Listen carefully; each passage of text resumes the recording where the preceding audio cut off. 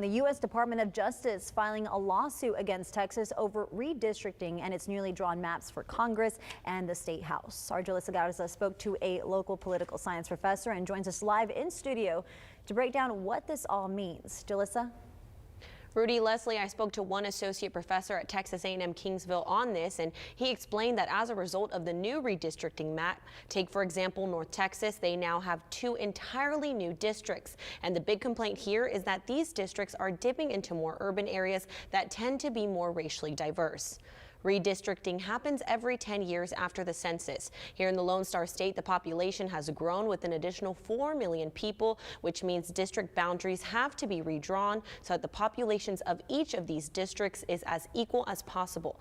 Braidwood says the DOJ is looking at whether or not Texas or any other state has redrawn district boundaries in a way that discriminates against people of color. The Section 2 claim is just that in redrawing the district boundaries, Texas has looked at the racial characteristics of the population in order to more accurately carve out safe districts for certain elected officials. Braidwood says in 2013 there was a provision in the Voting Rights Act that required Texas and other states to have their redrawing of boundaries pre-approved by the Department of Justice. But the Supreme Court struck that down, and this is the first time we've ever had a redrawing of district boundaries without that pre-clearance. The Department of Justice has to be reactionary. So they're waiting for the states to redraw their boundaries. They're analyzing those state lines. And now the burden is on the Department of Justice to show that there was evidence that Texas lawmakers, namely the Texas House and Senate, actively looked at race or ethnicity as a factor in redrawing these boundaries, and that was the cause for the redrawing.